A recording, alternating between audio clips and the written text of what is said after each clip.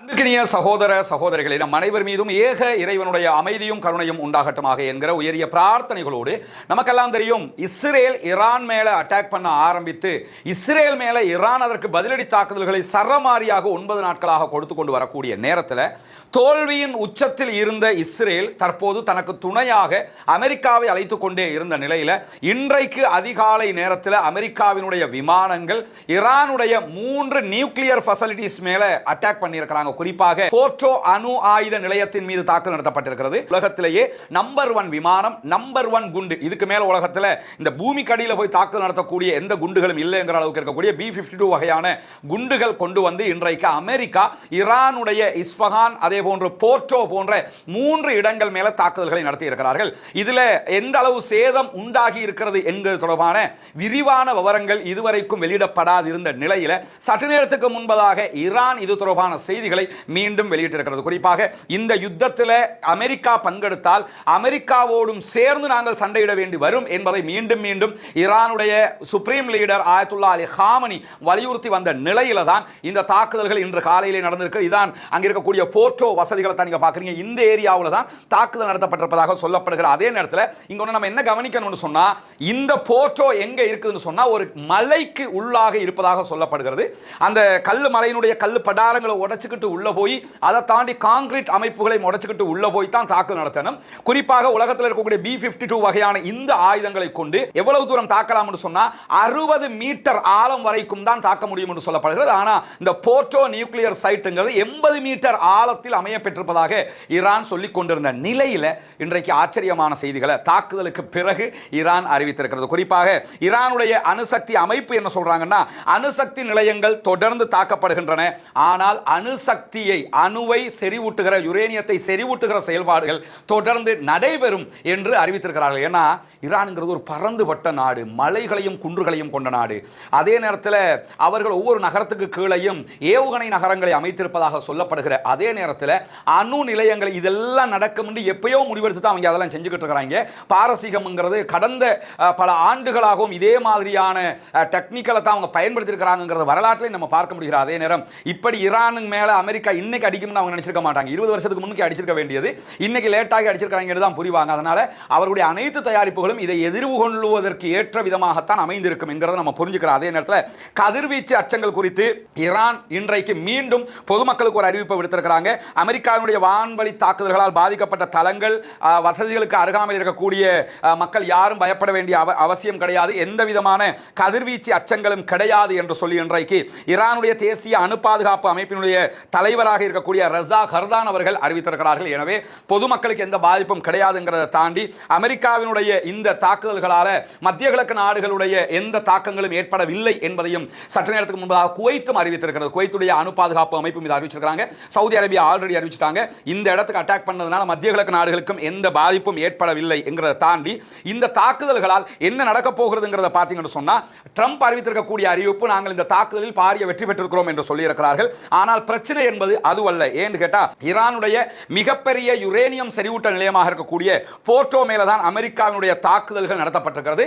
ஆனால் கதிர்வீச்சுக்கள் இல்லை என்கிற நிலையில அமெரிக்காவினுடைய தாக்குதல்கள் வெற்றி அடையவில்லை என்பதுதான் பொருட்படும் என்று சொல்லி இன்றைக்கு அல் ஜசீராவினுடைய மிக பிரபலமான ஆய்வாளராக இருக்கக்கூடிய மர்வான் பிஷாரா பல ஆய்வறிக்கைகளை வைத்துக் கொண்டு இன்றைக்கு பேசிக் கொண்டிருக்கக்கூடிய காட்சிகளை நீங்க அல் ஜசீராவில் பார்க்க முடிகிறது. அதே நேரத்தில் ஈரானுடைய சட்டமன்ற உறுப்பினர்கள், பாராளுமன்ற உறுப்பினர்கள் குழு இன்றைக்கு அறிவித்திருக்கக்கூடிய அறிவிப்பில் என்ன சொல்றாங்கன்னு சொன்னா, அமெரிக்காவுடைய தாக்குதல்களால் போர்ட்டோ அணுமின் நிலையத்தில் எந்த விதமான இழப்புகளும் எங்களுக்கு ஏற்படவில்லை என்று சொல்லியிருப்பது மட்டுமல்லாம ஈரான் மற்றும் வளைகுடா நாடுகளுடைய அறிக்கைகளும் இதைத்தான் சொல்கிறது. இப்படி இருக்கிற நேரத்தில் ஈரான் மீது அமெரிக்கா நடத்தி இருக்கக்கூடிய இந்த தாக்குதல்களால் செறிவூட்டப்பட்ட இந்த யுரேனியத்துக்கு எந்த பாதிப்பும் ஏற்படாது என்பதை ஈரான் இன்றைக்கு வேறு விதமாக தெளிவுபடுத்துகிறார்கள். எப்படி தெளிவுபடுத்துறாங்கன்னா, ஏற்கனவே 3 நாட்களுக்கு முன்பதாக IRGC தலைவர் என்ன அறிவிச்சிருந்தார் சொன்னா, நீங்க எங்களுடைய போர்ட்டோ அணு நிலையத்தின் மீது தாக்குதல் நடத்தினாலும் எங்களுடைய யுரேனியம் செறிவூட்டலை அழிக்க முடியாது அப்படின்னு சொல்லியிருந்தாரு. ஏன்னா உலகத்தில் நம்ம வெளிப்படையாக பார்க்கிறது போர்ட்டோ அணுமின் நிலையம் 80 அடி ஆழத்தில் இருக்குது, 60 அடி ஆழம் வரைக்கும் தான் இவங்களுடைய குண்டு தாக்குதல் நடத்த முடியும் என்பதுதான் நம்முடைய எல்லாருடைய விளக்கமாக இருக்கக்கூடிய நேரத்தில் IRGC என்ன சொன்னாங்கன்னா, எங்களுடைய செறிவூட்டப்பட்ட யுரேனியம் அத்தனையையும் நாங்கள் வேறு இடத்திற்கு நகர்த்தி விட்டோம் என்று சொல்லினாங்க. எனவே உலகத்துக்கு அவங்க போர்ட்டோவை காட்டுறாங்க, இஸ்ஃபஹானை காட்டுறாங்க, தப்ரீஸை காட்டுறாங்க, மற்ற இடங்களை காட்டுறாங்க. உண்மையிலேயே ஈரான் வேறு ஒரு இடத்தில், சர்வதேசத்திற்கு தெரியாத ஒரு இடத்தில் யுரேனியம் செறிவூட்டப்பட்ட அத்தனையும் பாதுகாப்பாக பாதுகாப்பாக வைத்திருக்கிறது. அந்த இடத்தில் அவர்கள் அணு ஆயுதத்தை தயாரிக்கக்கூடிய செயல்பாட்டை முன்னெடுக்கிறார்கள் என்பது அத்தனை பேருக்கும் தெரியாத ஒரு ரகசியத்தை இன்றைக்கு அவர்கள் வெளிப்படுத்தி இருக்கிறார்கள். எனவே மொசாதோ அமெரிக்காவினுடைய உளவு பிரிவுகளோ கண்டறியாத ஒரு இடத்தில் அவர்கள் செறிவூட்டப்பட்ட யுரேனியத்தை பாதுகாத்து விட்டார்கள் என்பதை சற்று நேரத்துக்கு முன்பதாகவும் மீண்டும் ஈரான் அறிவித்திருக்கிறது. எங்களுடைய செறிவூட்டப்பட்ட யுரேனியத்தை நாங்கள் வேறு இடத்திற்கு நகர்த்தி இருக்கிறோம். நீங்க போர்ட்டோ மேல அட்டாக் பண்றதுனால எங்களுக்கு எந்த இழப்பும் இல்லை. கட்டடங்கள் அழிக்கப்படலாம், மற்றவை அழிக்கப்படலாமே தவிர யுரேனியத்தை நீங்க அழிக்க முடியாது என்று சொல்லியிருக்கிறாங்க. அதனாலேயோ என்னவோ கதிர்வீச்சு எதுவும் இவ்வளவு அட்டாக் பண்றான். இதுக்கு முன்னாடி இஸ்ரேல் பலமுறை அட்டாக் பண்ணிட்டான், எந்த ஒரு கதிர்வீச்சும் வெளியே வரல. இருந்தா தானே வெளியே வரும் சொல்லி ஈரான் சொல்கிறார்கள். என்ன நடக்கிறது என்பதை பொறுத்திருந்து பார்க்க முடியும். அதே நேரத்தில் அமெரிக்காவினுடைய குண்டுகள் வீசி தாக்கப்பட்ட 3 தளங்களும் முற்றுமுழுதாக அளிக்கப்பட்டிருந்தாலும் அவர்களுடைய அணு செறிவூட்டலுக்கு எந்த பாதிப்பும் வராது என்று சொல்லி இன்றைக்கு மர்வான் பிஷாரா பல ஆய்வறிக்கைகளை மேற்கொண்டு சொல்லக்கூடிய காட்சிகளை நம்ம பார்க்க முடிகிறது. அதே நேரத்தில் இஸ்ரேலுடைய விமான நிலையம், அதே போன்று இஸ்ரேலுடைய ஆய்வு தளங்கள் ஆகியவற்றை சற்று நேரத்துக்கு முன்பதாக தாக்கி அளித்திருக்கிறது ஈரானுடைய ஐஆர்ஜி. காலையிலேயே அமெரிக்கா ஈரானுடைய அணு நிலையங்கள் மீது தாக்குதல் நடத்தியிருந்த நேரம் சற்று நேரத்துக்கு முன்பதாக ஹைஃபா உள்ளிட்ட பல நகரங்கள் மேல ஈரான் தாக்குதல்களை மாறி நடத்தி இருக்கிறது. அந்த தாக்குதல்களை பொறுத்தவரையில் இன்றைக்கு பென் குரியன் விமான நிலையத்தின் மீது தாக்குதல் நடத்தப்பட்டது. இஸ்ரேலுடைய அனைத்து விமானங்களும், இஸ்ரேலுக்குள்ள வரக்கூடிய அனைத்து விமானங்களும் அடுத்த மாதம் 28ஆம் தேதி வரைக்கும் மொத்தமாக நிறுத்தப்பட்டிருக்கக்கூடிய நேரத்தில் பென் குரியன் விமான நிலையத்தின் மீது உச்சகட்ட தாக்குதல்களை நாங்கள் நடத்தி இருக்கிறோம் என்று ஈரான் அறிவித்திருக்கிறது. இஸ்ரேலும் அதை ஒப்புக்கொண்டிருக்கக்கூடிய நேரத்தில் இஸ்ரேலுடைய ஆராய்ச்சி நிலையங்கள் மீதும் சற்று நேரத்துக்கு முன்பதாக தாக்குதல்கள் நடத்தப்பட்டிருக்கக்கூடிய செய்திகள் வெளியாகி கொண்டிருக்கக்கூடிய காட்சிகளை நம்ம பார்க்கிறோம். அதே நேரம் ஈரானுடைய இஸ்லாமிய புரட்சிகர காவல் படை ஐஆர்ஜிசி வெளியிட்டிருக்கக்கூடிய அறிக்கைகளை தஸ்னீம் நியூஸ் ஏஜென்சி வெளியிட்டிருக்கிறத நம்ம பார்க்க முடியும். இந்த தாக்குதல்களை நீண்ட தூர திரவ மற்றும் திட எரிபொருள் ஏவுகணைகள் பயன்படுத்தப்பட்டிருக்கிறது. ஈரானுடைய ஏவுகணைகளை பொறுத்தவரையில் திரவ எரிபொருள்கள் பயன்படுத்தக்கூடிய ஏவுகணைகளும் இருக்கிறது. அதே நேரத்தில் திட எரிபொருள்கள் பயன்படுத்தக்கூடிய ஏவுகணைகளும் இருக்கிறது. இந்த 2 வகையான ஏவுகணைகள் மூலமாக தாக்குதல்கள் நடத்தப்பட்டிருப்பதாக தஸ்னீம் நியூஸ் ஏஜென்சி வெளியிட்டிருக்கக்கூடிய செய்திகளை சொல்றது மட்டுமல்லாம ஏவுகணை தாக்குதல்களுக்கு பிறகு டெல் அவீவ் மற்றும் ஹைஃபாவுல பரந்த அளவுல சேதம் ஏற்பட்டிருக்கிறது என்கிறது இஸ்ரேலி ஹயோம் என்கிற இஸ்ரேலுடைய பத்திரிகை. அதை வழிமொழியுமாக இஸ்ரேலி டுடே இன்றைக்கு நியூஸ் சொல்லிட்டு ஜெருசலம் போஸ்ட் ஆகிய பத்திரிகைகளும் இன்றைக்கு ஈரான் இஸ்ரேல் மேல நடத்தியிருக்கக்கூடிய தாக்குதல்கள் உச்சமான தாக்குதல்கள் என்கிற செய்திகளை சொல்லியிருக்கிறார்கள். ஈரான் 2 சரமாரி ஏவுகணைகளை ஏவியது. இந்த ஒவ்வொன்றிலுமிருந்து 26 ஏவுகணைகள் பிரிந்து சென்று தாக்குதல்களை நடத்தியது என்று சொல்லியிருக்கிறார்கள். நம்ம நேற்றை இதை வழங்கப்படுத்தியிருந்தோம். என்ன சொன்னா ஈரான் அடிக்கக்கூடிய புதிய வகையான சிஜில் வகையான ஏவுகணைகள் எப்படி இருக்குன்னு சொன்னா அவர்கள் இஸ்ரேலுடைய அயன் டோமை தாண்டி உள்ள வந்துரும். உள்ள வந்ததற்கு பிறகு தாக்குவதற்கு சற்று நேரத்துக்கு முன்பதாக என்ன ஆகும்னு கேட்டா அந்த ஒரு ஏவுகணையிலிருந்து 26 கிளை ஏவுகணைகள் பிரிந்து சென்று தாக்குதல்களை நடத்தும். அதை யாரும் தடுக்க முடியாத லெவலுக்கு அந்த தாக்குதல்கள் அமைகிறது என்பதுதான் இந்த இடத்துல முக்கியமானது. குறிப்பாக இந்த தாக்குதலை பற்றி சொல்லக்கூடிய இஸ்ரேலி ஹயோம் என்கிற இஸ்ரேலுடைய பிரபலமான பத்திரிகை தலைப்புச் செய்தியாக என்ன சொல்றாங்கன்னு சொன்னா இலக்கு வைக்கப்பட்ட பகுதிகள் மிகப்பெரிய பகுதிகள் பாரிய அழிவுகள் உண்டாகி இருக்கிறது. இன்றைக்கு நிறைய போட்டோஸும் வீடியோக்களும் சற்று நேரத்துக்கு முன்பதாக நடந்த தாக்குதல்கள் நம்முடைய டெலிகிராம் சேனல்ல போட்டுக்கிறோம். டெலிகிராம் சேனல்ல இணையா சகோதரர்கள் வாட்ஸ்அப் சேனல்ல டெலிகிராமுடைய லிங்க் போட்டுறோம். அதுல இணைஞ்சுக்கிறங்க. அதே நேரத்தில் நம்முடைய ஃபேஸ்புக் தளத்திலையும் டெலிகிராம் லிங்க் நம்ம பகிர்ந்து விடுவோம். இப்ப ரஸ்மின் எம்ஐஎஸ்சி என்கிற ஃபேஸ்புக்ல நீங்க போய் என்ன செய்யலாம்னா டெலிகிராம் சேனலுடைய லிங்கை பார்த்துக் கொள்ளலாம். அதுல இணைஞ்சு கொள்ள முடியும் என்கிற தெரிவித்துக் கொள்கிறார். அதே நேரம் ஆக்கிரமிக்கப்பட்ட கோலன் பகுதிகள், அதே போன்று கோலன் ஹைட்ஸ் பகுதி, அதே நேரத்தில் அப்பர் கலீலி இந்த பகுதிகளில் எல்லாமே இன்றைக்கு தாக்குதல்கள் நடத்தப்பட்டிருக்கிறது.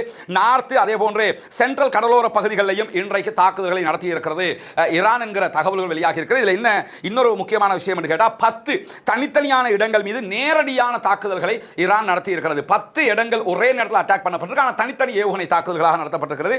இதுல இதுவரைக்கும் 16 பேர் படுகாயம் அடைந்திருப்பதாக இஸ்ரேலிய ஹெல்த் மினிஸ்ட்ரி அறிவிச்சிருக்கிறாங்க. அது எந்த அளவுக்கு உண்மை பொய்ங்கிற பிரச்சனை நமக்கு எல்லாம் தெரியும். அதை தாண்டி இன்றைக்கு நடத்தப்பட்ட தாக்குதல்கள் எவ்வளவு நெருக்கமான தாக்குதல்கள் என்று சொன்னால் ஒவ்வொரு இடத்திலும் நடத்தப்பட்ட 2 தாக்குதல்கள் ஒரே நேரத்தில் 2 அட்டாக் பண்றாங்க. வளமையாக இந்த 2 அட்டாக் எப்படி நடக்கும்னு இஸ்ரேல் சொல்றாங்கன்னு சொன்னா ஒரு அட்டாக் நடந்து பல மணி நேரங்களுக்கு பிறகு அடுத்த அட்டாக் நடப்பதற்கு வாய்ப்பு இருக்கிறது. ஆனா இன்னைக்கு ஈரான் அடிச்சிருக்கக்கூடிய அடியெல்லாம் அப்படின்னா ஒரு அட்டாக் நடத்தப்பட்டு வித்தின் ஹாஃப் அன் அவருக்குள்ள அடுத்த அட்டாக் அடிச்சிருக்கிறாங்க. எனவே ஈரான் தங்களுடைய தாக்குதல்களை அதிகரித்திருக்கிறார்கள் என்பது மிக தெளிவாக தெரிகிறது என்கிற செய்திகளை இன்றைக்கு இஸ்ரேலுடைய ஹயோம் வெளியிட்டிருக்கக்கூடிய செய்திகள் இருந்து பார்க்கிற அதே நேரத்தில் மேற்கு ஈரான் பகுதிகளில் ஈரானுடைய இலக்குகளுக்கு எதிராக நாங்களும் தாக்குதல்களை நடத்தி இருக்கிறோம் என்கிறது இருக்கிறது இஸ்ரேல். இஸ்ரேலும் சற்று நேரத்துக்கு முன்பதாக ஈரானுடைய பகுதிகள் மேல தாக்குதல்களை நடத்தி இருக்கிறது. குறிப்பாக அந்த தாக்குதல்களில் தெஹரானுடைய பகுதிகளும் சிலது பாதிக்கப்பட்டிருப்பதாக ஈரானிய செய்திகளை வெளியிட்டிருக்கிறார்கள். எனவே ஈரான் மேல இஸ்ரேல் தாக்குதல்களை எவ்வளவு நடத்தினாலும் ஈரானுடைய தாக்குதல்கள் பாலிஸ்டிக் மிசைல் தாக்குதல்கள் தாங்க முடியாத அளவுக்கு உச்சமான தாக்குதல்கள் என்பது அத்தனை பேருக்கும் தெரியும். இப்படியான நிலையில ஈரான் மீது அமெரிக்கா மேலதிக தாக்குதல்களை நடத்துவதற்கு தயாராகி வருவதாக தெரிவிக்கப்படுகிறது. அதை ஈரானும் எதிர்கொண்டுதான் இருக்கிறாங்க, வரும் என்று தெரியும். அப்படி மேலதிக தாக்குதல்கள் நடத்தப்பட்டால் சில நேரங்களில் அணு நிலையங்கள் மீதான தாக்குதல்கள் நடத்தப்பட்டதற்கு ஈரான் பதிலடி கொடுக்காமலும் இருக்கலாம். ஆனா பொதுமக்கள் மீது அல்லது வேறு இடங்களுக்கு அமெரிக்கா தாக்குதல்களை நடத்துகிற போது ஈரான் நேரடியாக அவர்களுடைய இலக்குகள் மீது தாக்குதல் நடத்தலாம். அல்லது ஈரானுடைய ப்ராக்ஸிஸ் இருக்கிறாங்க, யமன்ல இருக்கக்கூடிய ஹூதிகள் அல்லது ஹெஸ்புல்லாக்கள் அல்லது கதாயிப் ஹிஸ்புல்லா என்கிற ஈராக்ல இருக்கக்கூடிய அமைப்பு, இந்த அமைப்புகள் ஊடாக அடுத்த தாக்குதல்களை ஈரான் நடத்துவதற்கான வாய்ப்புகள் இருக்கிறது என்பதையும் இன்றைக்கு பல ஆய்வாளர்கள் சொல்லக்கூடிய செய்திகள் அல் ஜசீராவில் நம்ம டைரக்டா பார்க்க முடிகிறது. அதே நேரம் இன்றைக்கு அதிகாலையிலேயே ஈரான்ல மொசாது உளவாளி ஒருவனுக்கு தூக்கு தண்டனை விதிக்கப்பட்டிருக்கிறது என்கிற செய்திகள் வெளியாகி இருக்கிறது. என்னதான் சொல்லுவாங்கல்ல, பரபரப்புக்கு மத்தியில் ஒரு கிளுகிழுப்புன்னு, என்ன நடந்தாலும் சரி எங்க வேலையில நாங்கள் கவனமாக இருப்போம் என்று சொல்லி மொசாதுடைய உளவாளிகள் ஒவ்வொரு நாளும் தூக்கிலிடப்படுகிறார். இதுவரைக்கும் 17 பேரை தூக்கிலிட்டிருக்கிறது. இந்த 9 நாளுக்குள்ள 17 பேருக்கு மரண தண்டனை விதித்திருக்கிறது. ஈரான் மொசாதுக்கு உளவு வேலை பார்த்தா அத்தனை பேருக்கும் கைமாதான் என்று சொல்லி அறிவிச்சிருக்காங்க. இந்த மாதம் கடைசி வரைக்கும் டைம் கொடுத்திருக்காங்க. உங்ககிட்ட மொசாது உளவாளிகள் நாட்டுக்குள்ள இருந்தீங்கன்னா சரண்டர் ஆயிருங்க, உங்களுக்கு நாங்க விதிவிலக்கு இல்லாம உங்களை மன்னித்து விடுவதற்கு தயார். ஆனா மாட்டிக்கிட்டீங்கன்னா அத்தனை பேருக்கு மரண தண்டனை. 17 பேருக்கு இதுவரைக்கும் மரண தண்டனை விதிக்கப்பட்டிருக்கு. 17வது நபர் இன்றைக்கு தூக்கிலே தொங்க விடப்பட்டிருக்கிறார் என்கிற செய்திகள் வெளியாகி இருக்கிறது. எனவே யுத்தம் வந்துட்டா யுத்தம் தான், அங்க வேறு பேச்சு கிடையாதுங்கிற நிலையில ஈரான் இருக்கிறார்கள். எந்த விதமான யோசனையும் இல்லாமல் அமெரிக்கா மீது தாக்குதல் நடத்துவதற்கு தயாராகி இருக்கிறார்கள் என்பது தெரிகிறது. ராஜதந்திர நடவடிக்கைகள் ஒருபுறம் நடந்து கொண்டிருந்தாலும் மறுபுறமாக அவருடைய தாக்குதல்கள் தொடரும் என்பதை இன்றைக்கு உடனடியாக ஈரான் இஸ்ரேல் மீது நடத்தியிருக்கக்கூடிய தாக்குதல்கள் இருந்து தெரிய வருகிறது. தொடர்ந்து இணைந்திருங்கள். ரஸ்மின் டாக்ஸ் என்கிற நம்முடைய இந்த சேனலை சப்ஸ்கிரைப் செய்ய சகோதரர்கள் சப்ஸ்கிரைப் செய்து இணைந்து கொள்கிற அதே நேரம் உண்மை செய்திகளை மற்றவர்களும் அறிந்து கொள்கிற விதமாக இதில் மற்றவங்களுக்கும் கொண்டு போய் சேருங்க. நிறைய ஸ்ப்ரெட் ஆகிற பொய்களை நம்ம பார்க்கிறோம். அதே நேரத்தில் ஈரானுக்கு சப்போர்ட் பண்றவங்கிற பேர்லையும் பல பேரும் ஓவராக சில செய்திகளை சொல்றதையும் நம்ம பார்க்கிறோம். எனவே இருப்பதை போன்று சொன்னால் மாத்திரம் போதுமானது. கஃபாபில் மரி கதிபன் ஐயோ ஹத்திஸ பிகுல்லி மா சமிஅ, கேள்விப்படுவதை எல்லாம் பரப்புவது ஒருவன் பொய்யன் என்பதற்கு போதுமான செய்தி என்று சொல்லி ரசூலுல்லாஹி ஸல்லல்லாஹு அலைஹி வஸல்லம் அவர்கள் சொல்கிறார்கள். எனவே வருகிற எல்லாவற்றையுமே ஃபார்வர்ட் பண்ணாதீங்க. எனக்கே நிறைய பேர் நூற்றுக்கணக்கான மெசேஜ் அனுப்புறாங்க. மேக்ஸிமம் உள்ள மெசேஜ்கள் ஏஐ தொழில்நுட்பத்தில் தயாரிக்கப்பட்டது, பொய்யான மெசேஜ்கள். சில பேர் அனுப்பி என்னன்னா இது உண்மையா பொய்யான்னு கேட்கறாங்க. அது வேற விஷயம், அவங்களுக்கு தெரியல கேட்கறாங்க, நம்ம அதை தெளிவுபடுத்தி அவங்களுக்கு ரிப்ளை பண்ணிடுறோம். சில பேர் சும்மா அனுப்புறாங்க. தயவு செய்து எனக்கு அனுப்பினா பிரச்சனை இல்லை, வேற யாருக்கும் அப்படி அனுப்பிடாதீங்கன்னா பொய்யை தவிர்க்கிறதுக்காக வேண்டித்தான் இரவு பகலா உட்கார்ந்து நம்ம இந்த செய்தியை சொல்லிக்கிட்டு இருக்கிறோம். வேலை வெட்டி எல்லாம் விட்டுவிட்டு இதை வந்து சொல்லிக்கிட்டு இருக்கிறோம். இது நம்முடைய தொழில் அல்ல. அதனால தான் நம்முடைய வீடியோ யாருன்னாலும் பதிவேற்றுக்கொள்ளுங்க என்று சொல்லியிருக்கிறோம். நிறைய சகோதரர்கள் மெசேஜ் அனுப்புறீங்க, உங்க வீடியோ நாங்கள் எங்க சேனலில் போட்டுக்கிறவான்னு தாராளமாக பதிவு செய்து கொள்ள முடியும், போட்டுக்கிறங்க. ஆனா டேட்டை மாத்தாதீங்க, டேட்டை மறைக்காதீங்க. மேல ஒவ்வொருத்தரும் கேட்கறாங்க உங்க வீடியோவில் டேட் எங்க, ரைட் சைட் மேல் மூலையில் இந்த இடத்துல ஒவ்வொரு நாளும் வீடியோவில் நம்ம டேட் போட்டுக்கிறோம். இந்த டேட்டை மறைக்காதீங்க, எந்த எடிட்டிங்கும் பண்ணாதீங்க, இருக்கிற மாதிரியே பதிவேற்றம் பண்ணுங்க.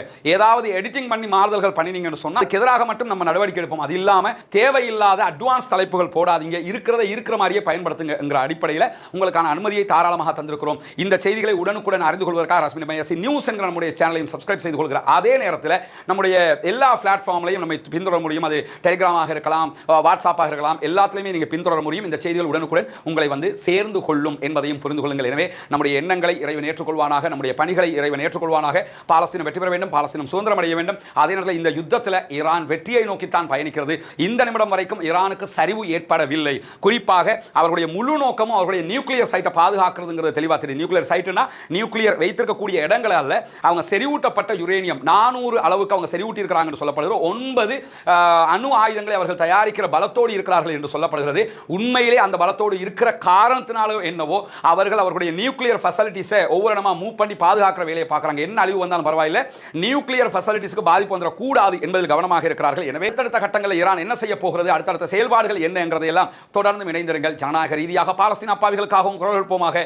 தீவிரவாதம் ஒழிய வேண்டும், பயங்கரவாதம் இல்லாதொழிக்கப்பட வேண்டும், இஸ்ரேலிய அமெரிக்க பயங்கரவாதம் இல்லாதொழிக்கப்பட வேண்டும் என்கிற உயரிய பிரார்த்தனைகளோடு முடித்துக் கொள்கிறேன். வாஹ்ரதா வானா அல்ஹம்துலில்லாஹி ரப்பில்